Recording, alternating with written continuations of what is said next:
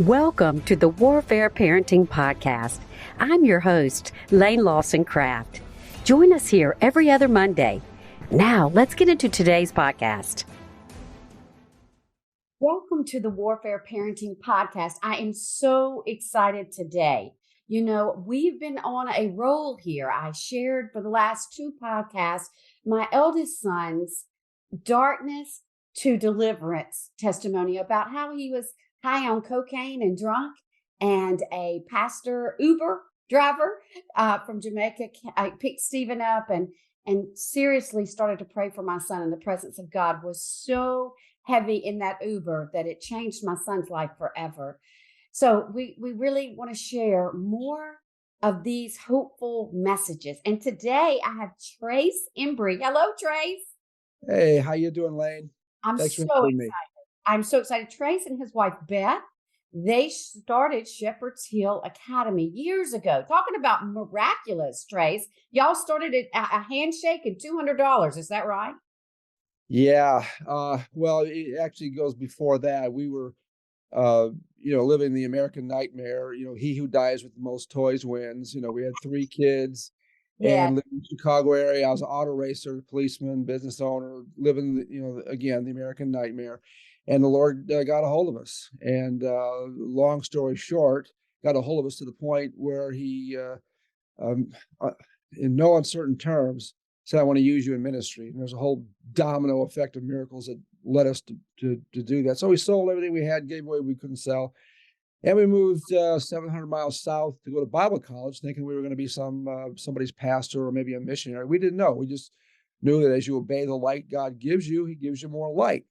And so about midway through our Bible college experience, we got another tap on the shoulder, which came from the Lord. And he said, hey, look, you're not going to be a pastor. You're not going home. You're not going to be a missionary. You're going to work with kids. You're going to need land. Start looking for it. And so on the weekends, I'm a 38-year-old Bible college student. And we just threw the kids in the minivan and started looking for property. And the first place we came across was what is now Shepherd's Hill Academy. It was an old abandoned 60-acre farm. And I mean abandoned. It was just tore up, and no one knew who owned it or how to get it. Wasn't for sale, just old and abandoned. And we would go out as a family about every weekend, at least once a month, and go out on what is now called Shepherd's Hill. We'd overlook the Blue Ridge Mountains, and I looked at my wife, she looked at me, and she said, this is the place. We don't need to look any further. But we did, because it wasn't for sale, and no one knew how to get it. So a year and a half later, after praying, literally every month, as a family on what is now Shepherd's Hill, the Lord, he made it all happen. We had seen probably maybe 20 properties in that year and a half, none of which we could have ever afforded or we just didn't feel right about them. And we're on our way to Royston, Georgia, to look at a piece of property, and passed the road that Shepherd's Hill is on. Saw a magic marker for sale by owner sign, and with an arrow pointing down the road. I looked at my wife, and she looked at me and was like, let's turn around. You think it could possibly be it? And it's like, whoa. We go down there, and there it was, for sale by owner, magic marker with a little phone number on it. I went to a phone booth. I postponed my other meeting. The guy on the phone, he says, I just put that sign out there a few minutes ago. I said, well, can you meet us over there? He says, yeah, I'll meet you over there. So he met us over there. And anyway, a lot of conversation. We were already pretty familiar with it. We didn't know how much property there was. It could have been 5 acres. It could have been 500 acres, or it happened to be 60. And my wife and I thought, well, maybe we can trust God for 6 acres. And then we start scratching our head and thinking, wait a minute. If God's in this, he'll give it all to us. And so I did the unthinkable. I offered a guy a bad check for $200 if he would just hold the property for a week. I said, I do business on a handshake. I'm just asking you to hold it. I'm not saying I can buy it, but I don't want anyone else to buy it in the next week.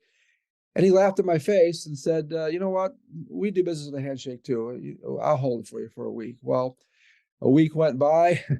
Went back and told everyone at college, because we lived on the campus of Tacoma Falls College in Tacoma, Georgia. And, we thought money was just going to come out of the sky, and it didn't happen. And so when we went back to the seller a week later, he's like, "Well, how are you going to do this?" And I'm like, "I don't have a clue." Uh, he looked at me. He said, "Young man, I want you to know I could have sold that property 5 times this past week, and 2 of those people had cash." Well, what do you think when someone tells you that? It's like, yeah, right. It's just a sales pitch, but he did. I met the people who had cash. He could have sold it, but my wife and I stood up, and our tails were way between our legs because that was the only $200 to our name. We had been in Bible college for 3 years, and we were flat broke because we paid our way through it and worked our way through it.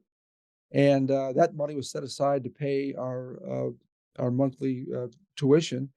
And so now we had to wait on my wife's paycheck, who was just over minimum wage, working for the school. I didn't work. It was all I could do to get myself through Bible college. I did do some, freelance roof work, roofing houses on the side to help pay. But the bottom line is, as we were walking out the door, this guy says, "Just curious, what are we going to do with that property?" And I said, "Sir, I don't really know. Something to do with youth. That's all I do know." And it's almost as if a switch got flipped, and his whole countenance changed, and his voice changed, and he's like, "I'll tell you what you do. Sit down." He says, "You go down into the bank here in Livonia, Georgia, which is at that point, I guess, about 3 miles away from where his office was." He said, "You see a guy named Jimmy. You tell him you want to buy the property on Price Road, which is the farm." I said, "Sir, who's going to loan me money?" I said, "I haven't had a real job in 3 years. My wife makes just over minimum wage. You have the only $200 to my name. I have 3 kids. I'm a full-time Bible college student. That's not real good news for a banker." He's like, "You do what I told you to do. I own that bank." Wow. So we went to the bank, met another guy we never met before. He sits us down. He says, "Yeah, Tommy says you were coming here." He asked us a few questions and says, "We'll close Friday." I looked at my wife like, did I just hear him right? And anyway, I'm rambling through a bunch of things here that would be interesting to the reader of the book, The Miracles of Shepherd's Hill. But for time's sake, I'll just tell you, we got up, we walked out. And I remember looking across the minivan at my wife before we got in the van. I said, "What just happened in there?" She says, "I don't know, but we need to get out of here." We didn't know if it was some joke that the Southerners play on the Yankees. We had no idea. But we drove back to the seller, and he says, "How you going to do? How you going to do this?" What did Jimmy say? He said, "We'll close on Friday." He says, "Not without $35,000 down, you won't." And I'm like, "Okay, let's get to the punchline here, Yes. right?" Yes. And long story short, uh, he gets on the phone, and it was about a 2-minute conversation. He says, "I got your down payment. I got," because he required a well, first of all, he said, I got your loan for your, but you're going to need $5,000 to close, and 1,500 of that is for a survey, because I just sold 5 acres off the back of your property, which was originally a 65-acre tract, but he sold 5 while we're in that meeting. The guy's a real wheeler dealer, and so I'm thinking I'd sell my kids for 5 grand at that point, right? Which I'm joking, of course. But long and short of it, in May of 1994, we were about to move into a house with no running water, no electricity, and all the walls knocked out, holes in the floor, roof leaking. Whatever Green Acres, the Green Acres house, the TV show Green Acres looked like ours, we'll compete with that one any day. But we moved into it. We did get a toilet put in there. We got water and power from a kid out of Pennsylvania who was an electrician before we actually did move in. But for all of 1994, we lived in one 16 by 16 room. The whole family, our belongings were in another room. It was the only room really habitable.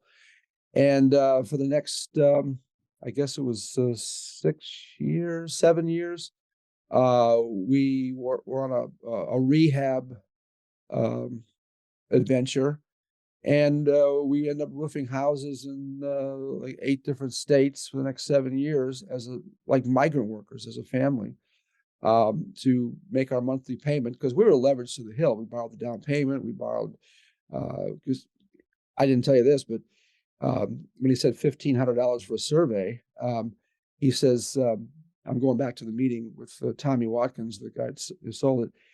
He says, you're going to need $1,500 for a survey. I just sold 5 acres off the back. Um, I know you don't have it. I'll give that to you. Well, I'm not Wow. going to give it to you. I'm going to loan it to you. Pay me as you get it. It took us like 5 or 6 years to get that paid off. But long story short, Shepherd's Hill is now a 250-acre facility where families from all over the country and 19 other countries come to live in our woods, where kids are digitally unplugged for an entire year. There's no running water, electricity. There's outhouses. It's third world living, basically. We're going to talk about that in our next episode. I want to Okay. focus on the miracles today. Sure. People Yeah. need hope.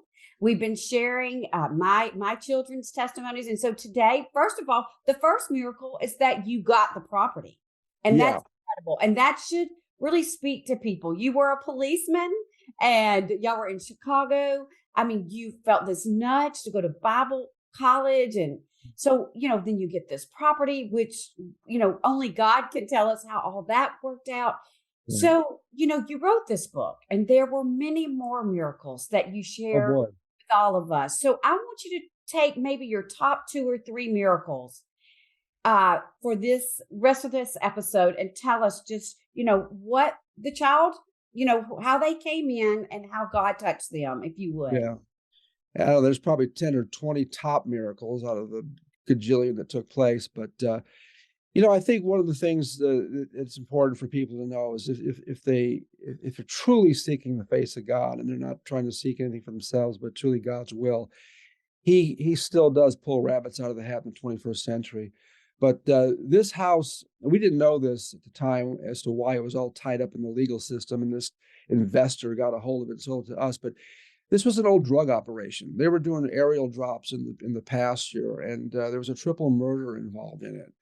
And the devil did everything he could to keep us from doing what we were doing, which was nothing more than trying to heed the word from God about what we're to do. But if you fast forward in an 18-year battle with the Georgia Department of Transportation, who tried to did put a 4-lane highway through the middle of everything that we worked for at that particular point, almost 20 years. And, a 4-lane highway is not really a very good thing to go through an outdoor therapeutic program in school. And in his divine providence, he provided 7 different tracts of land that all bordered our 60 acres over a period of years, that one by one we picked off, none of which were for sale. None of which were for sale. Matter of fact, one of the last pieces of property that was for sale, was in the middle, kind of like a donut hole type of thing. We bought properties all the way around it. And that's all. You have to read the book to figure out how all that worked out. But I was out surveying where to relocate our campsites one day in the middle of this fight.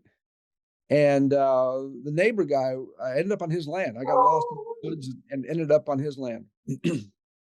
Yes, go ahead. Yeah. So he asked me what I was doing out there. I said, well, evidently I got lost. I've been going in circles, 250 acres. I'm not used to navigating. And he knew what Shepherd's Hill was. He kind of knew me a little bit. And he said, so how many acres of Shepherd's Hill, what all properties does Shepherd's Hill have now? And I explained to him the 7 different tracts, and the guy's jaw just about dropped to the ground. He said, do you realize that you own every tract of land? I'll just call him Joe Schmo. That Joe Schmo paid cash for to launder his drug money. He's one of the guys killed. He says, and he couldn't keep it working for the devil. And now you've got all that property working for the Lord. And I said, yeah, and I got $200 of my own money and all of it. And he just about flipped. And I just about flipped when I realized that. And, it's just indicative of how God will take care of you if you just simply heed his will. Yeah. He's already written the book. All you got to do is find your place in it. Well, you've got to, and excuse the dog barking. I don't know. This is real time podcasting. Your So producer. Yes, yeah. Let's talk about a story of someone that you have helped in this wonderful program you have. Sure. And again, I can keep you here for the rest of the week with all that, but I think the one that comes to mind is the boy. He came here terribly drug addicted, and my kids have been working here since the time it started, and he hung an eyeball on my daughter and said, "By the way, I'm going to rape your daughter before I leave here." And I'm like, I didn't think you believed in the Holy Spirit. And he's like, "Yeah, right, right, right." I said, "You must, because he's the only thing keeping me from killing you right now." And so we had a little chuckle over that. And lo and behold, he graduated and he went on to nursing school. And he ended up going to the same Bible. He's from out of state, and ended up going to the same Bible college I went to. And then met a sweet little honey from Missouri. They had 3 kids.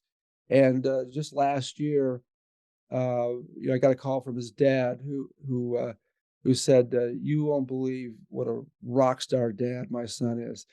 He says, and not only that, but he gets his PhD in nursing next week, Mm. and he's teaching a Sunday school class on Sundays, and he is the only alumni Shepherd's Hill alumni student that had come back while he was in Bible college. It was only no, it's 12 miles here from Shepherd's Hill, um, to come back and work as a counselor himself, and was one of our better counselors as a result. And when our kids leave here, it's like, my wife and I take them out right the night before graduation. We call it the Last Supper. We ask them a big long list of questions, and you would think these kids are candidating for jobs as therapists or counselors. They know it. They know it inside and out. And I have full confidence that when these kids leave here, they're going to be change agents to the society that we live in, because we darn sure need it, don't we? Wow. So you had a kid come in completely addicted to drugs, kind of mean spirited to even mention raping your daughter. And he left there, free and now has a PhD in nursing and a great dad. Okay. Share another story because I know that touched somebody that's listening. Yeah. Well, we've got a girl who came here who was angry at her father because of a divorce. Father being a godly man, mom not so much. I never told his daughter that uh, mom had been caught cheating, and he was trying to protect the mother-daughter relationship. And this girl was a brainiac, and wanted nothing to do with God, um, because of what took place in her home. And she was just angry, and she uh, come to the Lord, as most kids do here. And by the way, we don't do any altar calls here. Never, none in our chapel. We're not going to do anything to jumpstart an emotional experience with these kids. We want this. This has got to be God from start to finish. Has to be their idea. All we're doing is giving them, what, as Paul Harvey used to say, the rest of the story, and putting them in a position to make wise decisions on their own. So she goes home, and one of her ambitions, as she told us when she went back home, is that she wanted to bring Jesus to the science community, and she ended up getting a job at NASA and Wow. brought Jesus to the science community. And I think you listeners need to know that there are a lot more scientists who understand the logic and the reasoning and the truth behind the God of the Bible. They just don't dare say much about it, or they're not going to get their articles published or their books published, or they're going to get blackballed in the industry. And the same is true in the entertainment industry, the media, and others. And these are some of the things that our kids come to realize while they're here, because we get into every issue you can imagine while they're here, because half of therapy, half of healing is simply knowing the truth. Yes. And once you know the truth, living by it. Yes. Healing is basically very simple. It's confession, it's repentance, and it's forgiveness. It's three basic steps. And 70% of our kids coming in here on bushel loads of medications are living med free, Yes. because we know through disciplines like epigenetics and whatnot that all outside stimuli affects kids at the cell and adults at the cellular level. But kids, of course, are more malleable because their brains aren't fully developed. And so For Yeah, those, that's a physical healing, but it's also a spiritual, emotional healing. well, we've got time for one more story, and then we will end this episode, and then we'll come back for the next episode and talk all about Shepherd's Hill Academy, how it works, what have you got to do to get involved. So give us one more miracle, and they can find this in the Miracle of Shepherd's Hill. It's a book. You can get it on Amazon, anywhere books are sold. And I'm excited about this. I just think, miracles, signs, and wonders are here. And the more we Yeah. talk about it, the more we bring it to life. And I love the fact that we are building hope today, because many people listening have a prodigal in their life. They have someone in their life that is wayward, disconnected, or, addicted or depressed. And so I know that these stories of Shepherd's Hill's miracles will, really bring some hope and joy to them. So let's share one more miracle, and then we will close out. Sure. And I want people to know that the book, The Miracles of Shepherd's Hill, isn't a book because of HIPAA laws that I can share a whole lot of the stories of the kids, that have graduated here. It's really the story of how God spoke to my family and what He put us through and uh, uh, to to build something from absolutely nothing, $200, I guess, uh, to bring this type of healing to these kids. It's just we were foolish enough to obey the Lord, and we obeyed when we obeyed the light He gave us. He gave us more light. And so I guess the third story I can give you would be another girl. I mean, again, I'm trying to scratch my head here thinking of which one should I tell her. She just it came from a very dysfunctional family, and by the way, some of these families, they're even though if they come from a well-to-do family, monetarily, there's still a lot of dysfunction, a lot of things going on, and we've noticed there's a one-to-one correlation between how much the parents get it and how much the kids actually get it. This family, the parents didn't really get it all that much, but despite that, this girl overcame a lot of this stuff, and she ended up going to a college up in Pennsylvania, and was part of the research team on a cure for pancreatic cancer. Wow. And I don't know all the, the details from A to Z and how that all came about, other than to say that God will take ashes and turn into beauty. Amen. Well, and another thing, I just, as you were speaking, we talk about the rest of the story. I love that God doesn't leave us in our weakness. That's not the end of the story. That's just a chapter. And, you know, God has a plan, and and all things work for good for those that love and serve Him. So, you today have given us so many reasons to believe that God is still doing this right this second. Yeah, And yeah, if I could just interject here, and I don't mean to be critical or mean spirited at all when I say this. I think there are too many people in the church, a lot of them on TV, who look at God as if He's a cosmic bellhop, and that regardless of how we're living our life, and that He's going to jump when we snap our fingers, and we're to expect miracles all the time in our timing. And I can tell you that hasn't been my story. You know, God's got to manage 8 billion people on the planet. And I can tell you this, that I think I'm not saying you're not saved if you're not, living a perfect life. I'm saying that to the degree that you heed the voice of God, and that presupposes that you're actually genuinely seeking the voice of God, and your heart is right before God, then, like a good father to a good son or a good daughter, He's chomping at the bit to bless you.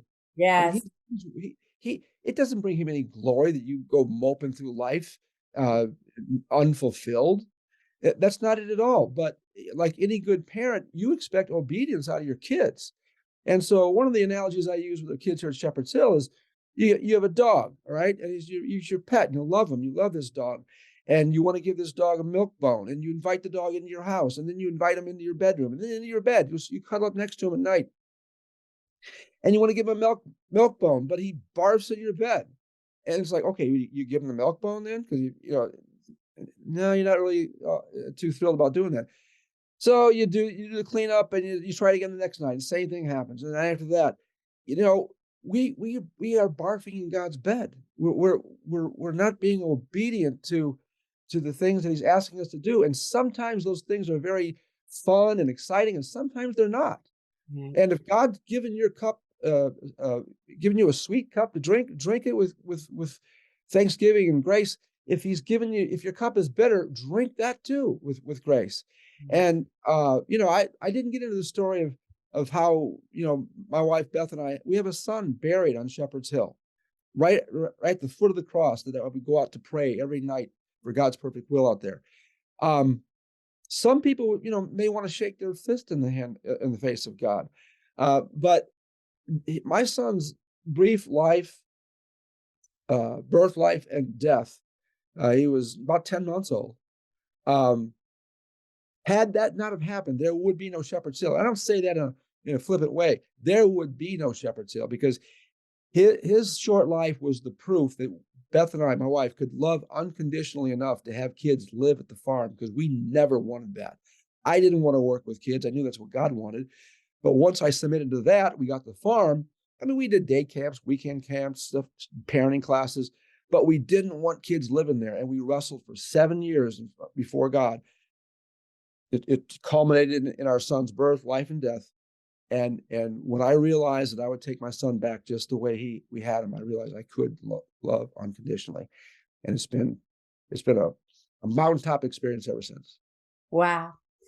Trace, you are amazing. I can't wait to hear all about what you provide for these kids. And this is so wonderful that you yourself, you've been through the valley, you've been challenged in your own life, and you've also seen God work through miraculously time and Absolutely. time again. So thank you. Y'all, don't forget the Parents Battle Plan, Warfare Strategies to Win Back Your Prodigal.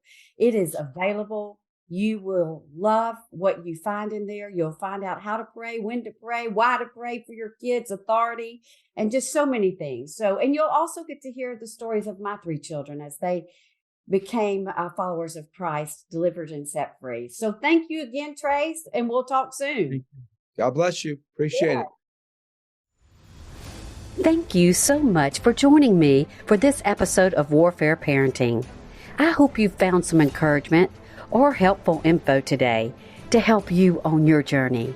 If you have a specific topic you'd like for me to talk about or a guest you'd like for me to have on the show, please feel free to send me a message on Instagram or Facebook. Listen, I love connecting with you, and so I've made it really easy for us to stay connected. Text Hi Lane to 55444. That's HILAINE to 55444. Also, be sure to follow the podcast so you never miss an episode, and leave me a rate and review. I would be so grateful. I'll see you next week.